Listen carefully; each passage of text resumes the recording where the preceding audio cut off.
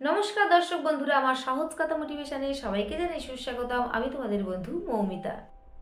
পশ্চিমবঙ্গ, বিশেষ করে কলকাতায় বাংলা ভাষা, বাঙালি সংস্কৃতি অবহেলিত, লাঞ্ছিত হচ্ছে প্রতিনিয়ত, প্রতি মুহূর্তে।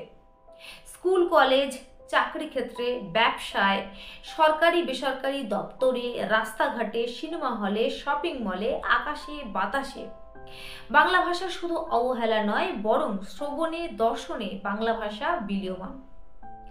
বাঙালি ক্রমাগতই তার মাতৃভাষা বলার অধিকার হারাচ্ছে এবং জীবিকা অর্জনের ক্ষেত্রে নিজ রাজ্যেই ক্রমশ পিছিয়ে পড়ছে।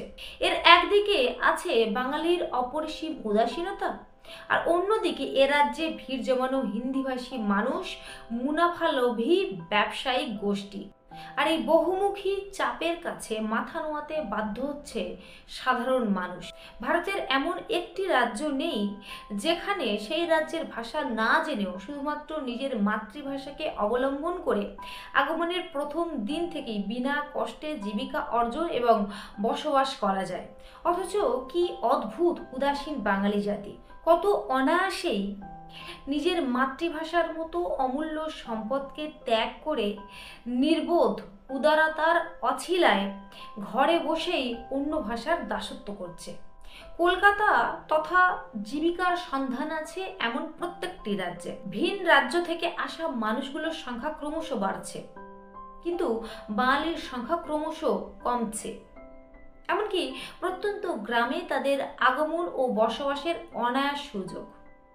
এতে এত ক্ষোভের কিছু থাকতো না যদি অন্য রাজ্যে বাঙালি সমান অধিকার পেত। নিজের মায়ের মুখের ভাষাকে, নিজের সত্তাকে এরা হাসতে হাসতে বিসর্জন দিচ্ছে, আর মুনাফালোভীরা এই উদাসীনতাকে কাজে লাগাচ্ছে পুরো দমে।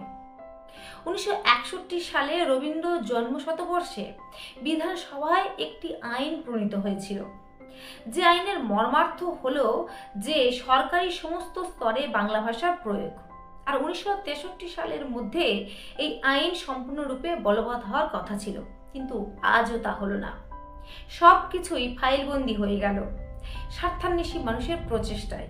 তাই জাগো বাঙালি জাগো, এখনো সময় আছে ঘুরে দাঁড়াবার। আর এখনো যদি ঘুমিয়ে থাকো তাহলে কখনোই আর সম্ভব নয় নিজের মাতৃভাষা অর্থাৎ বাংলা ভাষাকে রক্ষা করার। তো আজকের ভিডিও এই পর্যন্ত, ফিরে আসছি নতুন করে ভিডিও নিয়ে। ততক্ষণ নিজের খেয়াল রাখো, সুস্থ থাকো আর ভালো থাকো। নমস্কার।